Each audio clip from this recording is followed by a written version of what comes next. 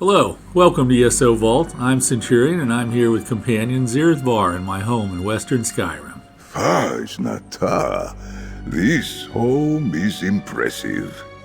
Oh, thank you. I'm glad you like it and you're certainly welcome anytime. Is this place typical for a dwelling in this time? I will keep my judgments to myself.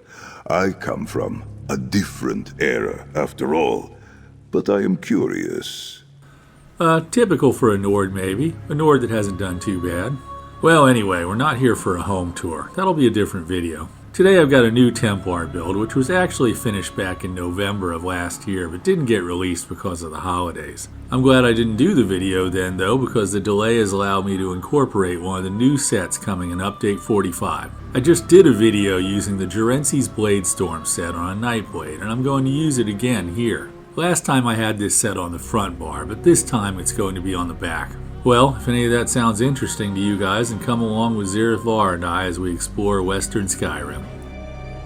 Let's go ahead and take a look at the character sheet for my Templar. Now, I don't cover the entire character sheet. This sheet was expanded greatly at one point to include all kinds of additional information. That stuff is really only useful if you're working on some kind of specialized build, so I just cover the original sections. I always start with the character's race, but if you're rolling a new character, I encourage you to simply play the race you want to play. This character is a Nord, and he has been since I rolled him, even though he doesn't really have great bonuses for a PvE damage dealer. Nords have bonuses to health, stamina, and their resistances, plus they gain ultimate when they take damage. They're really a much better race for tanking than the DPS role. I'll put my stamina DPS tier list up for anybody interested. I'm a big Skyrim fan, so naturally I wanted one of my first characters to be a Nord. I had two for a long time, but recently I changed my Necro to a Khajiit. Well, anyway, you can see in the list what the top races are if you're making a character and you want to take that into account. My buff food is what I almost always use in these videos, and that's lava foot soup and salt rice. I like that food because that has the maximum amount of stamina recovery I can get from my food. That can leave my health a little too low on some characters, but not on my Nord with his bonus to health. I can use some health cliffs on my armor if I want even more health. I'm using the Thief as my Mundus Stone, and that gives me extra critical chance. I always try to steer players away from taking the Lover because in group content, the group is going to provide most of the penetration. This build actually has just about the right amount of penetration, so you really want to avoid the Lover here. Looking at the top of the character sheet, you can see I have all my attribute points and stamina. Health is at 19,000 and stamina is at 30,000. I already talked about how I'd adjust my health if I continue to play this character. Weapon damage is at 4,700 and crit is at 33%. That's without major brutality and major savagery, and when I'm in combat I'll source those from potions of weapon power. Penetration is at 5,300, which is a good amount for group play. When I do a sample fight, you may be surprised at how much that increases even without any outside assistance. Resistances aren't bad at 15,000, and that's due to my Nord passives raising that, but I don't concern myself with resistances in the damage dealer role. It's not my job to take hits, it's my job to do damage and avoid being hit. Okay, that covers the character sheet. Let's move on.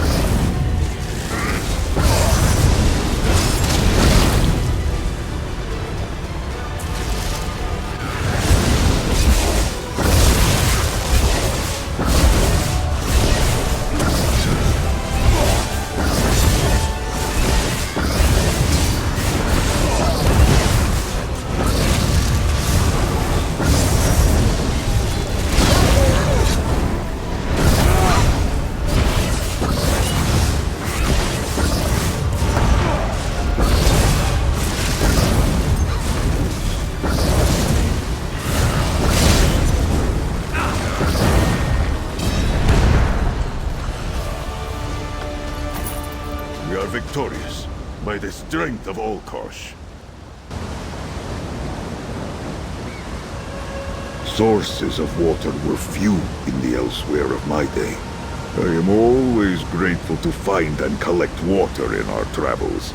I would rather not be scarce of it. Why don't you go ahead and fill our canteens? I'm going to check my skills while you're doing that. As is the case with all of the 2-bar builds, this build does involve light attack weaving, but you don't have to be great at that for the build to work. Just try to get in a light attack before every skill and it'll work out fine. I'm going to look at my skills starting on the back bar, and on this build that's an Inferno staff. I go in the order that I use my skills in. For the most part, this is a static rotation. That means I don't change the order of the skills. I just repeat the rotation until whatever I'm fighting is dead. The first thing I'm going to do is activate the Scribe skill, Shattering Banner, if I don't already have it active. This skill is a toggle, so it'll stay active until I toggle it off. Shattering Banner increases the amount of damage my area of effect attacks do by 6%. It also gives me 150 weapon damage and 1300 armor every 5 seconds, and it gives me Minor Berserk for 20 seconds. That's a lot, so what's the catch? The catch is that Shattering Banner lowers my health, magicka, and stamina recovery by 33%. That would cause sustain problems on a lot of builds, but on this Templar setup it works. Alright, the next skill I'm going to use is the Templar skill, Solar Barrage. This skill does magic damage to nearby enemies for 20 seconds and increases the damage I do with my class abilities by 5%. Now I'm going to use the Destro staff skill, Elemental Susceptibility. This is a single target skill that applies Major Breach and the 3 elemental status effects to the target. This is intended for high value targets, and on trash I usually skip this skill. The final skill I'm going to use on this bar is Elemental Blockade. Elemental Blockade does a few different things for me. First and most obvious, it leaves a damaging AoE on the ground. Second, it increases my weapon damage for its duration, provided an enemy is standing in the AoE. For this to work, the staff has to be in the infused trait and have a weapon damage glyph. That increase to my weapon damage carries over to the other bar when I swap, as long as something is standing in the AoE. The final thing the Elemental Blockade is doing is proccing the Gerency's Bladestorm set, and you'll see that when we talk about gear. There are 2 skills left on this bar. I have Resolving Vigor as my healing skill, and that comes from the Assault skill line. Finally, I have my ultimate Ice Comet. This comes from the Mages Guild skill line, and you'll have to run around finding lore books to unlock this. Alright, let's go ahead and look at the dual wield bar. The first skill I'm going to use on this bar is the Scribe skill, Bloody Burst. This is my custom version of the Soul Burst Grimoire. This skill does instant bleed damage over time, and gives me the minor courage buff, increasing my damage by 5%. Now I use the Templar skill, Power of the Light. This single target skill does instant damage and marks an enemy with a green spear that spirals down toward their head. After 6 seconds, the skill will burst, doing additional damage, which increases according to how much damage was done to the target during the 6 seconds. Now I start using my spammable attack, Biting Jabs. This Templar skill stabs enemies multiple times with my Adric Spear, doing damage in a conal area in front of me. Biting Jabs is the main reason I'm using Shattering Banner, because that buffs area attacks. I use Biting Jabs 5 times. Power of the Light will explode toward the end of that, and I go ahead and cast that again. Then I use Biting Jabs 5 more times, and that's almost all there is to my rotation. When my enemy is very low on health, I start using the Templar skill Radiant Oppression instead of Biting Jabs. I don't like to use this skill until the target is around 20% health. I could start in with it at 30%, but I don't want to run myself out of magicka. I have to remind myself that I'm on a stamina build and not overdo it. I have 2 skills left on my front bar. One is the banner, which has to be on both bars. The other is Flawless Dawnbreaker, which is there for a passive boost to damage, but I can also use it in a pinch. Alright, that's the skills. Let me go and find one of the usual world bosses that I use as a punching bag.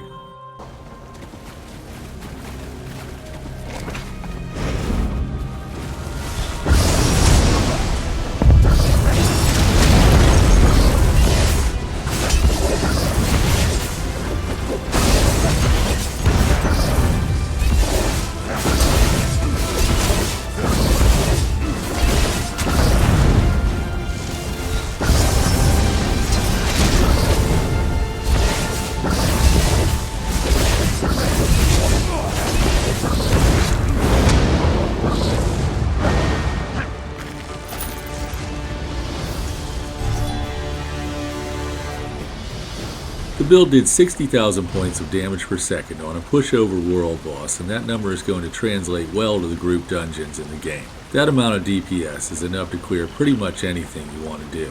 The Gerency's Bladestorm set did really well, and if you look at the results, you'll see that it has 2 separate entries. It does its initial damage over the first 5 seconds, and then it does half that damage over the next 5. Power of the Light has 2 entries in the list as well. If you add them together, that's the 3rd highest damage source. Penetration on average was 13,000. Dungeon boss maximum resistance is only 18,000. So if I'm in a group where the tank is using a Crusher enchant or there are other sources of penetration, the build is going to hit the boss like they're naked. Alright, let's move on. My gut's telling me this could be a tough fight. Are you with me? You led me to the path of forgiveness, Tamit. I would follow you anywhere in this world or any other.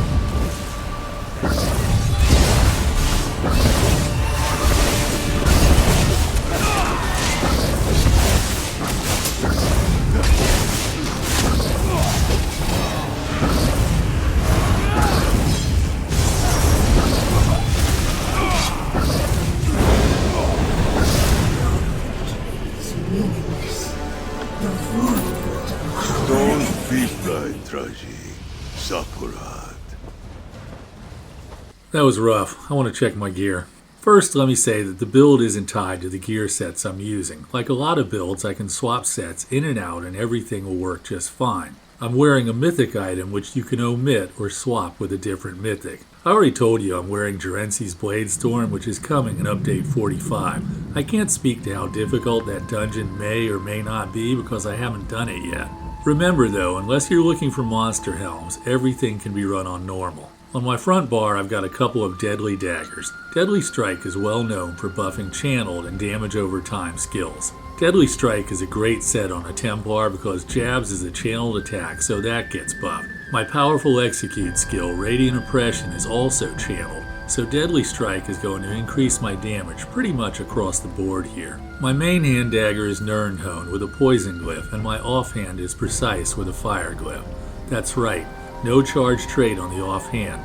Because there isn't much going on with status effects here, the Precise trait did better. Deadly Strike is a serial set, but you can buy this at Guild Traders. I would definitely get this if you don't already have it. It's an S tier set on Templars and Arcanists and can work really well on other classes depending on the setup. My back bar is a Gerency's Bladestorm Inferno staff. When I cast an ability that leaves an effect on the ground, Gerency's Bladestorm creates a 6-meter vortex that does physical damage to enemies caught in the area. My staff has the Infused trait and a weapon damage glyph. When I use Wall of Elements, it will increase my weapon damage as long as an enemy is caught in its area. Wall of Elements will also proc Gerency's Bladestorm. My monster set is Prior Theric, which does area damage over time, and this has to be procced by direct area damage. Well, it just so happens that the Templar skill, Biting Jabs, fits the bill. The Prior Theric set comes from the Red Petal Bastion dungeon, which can be pretty difficult on Vet.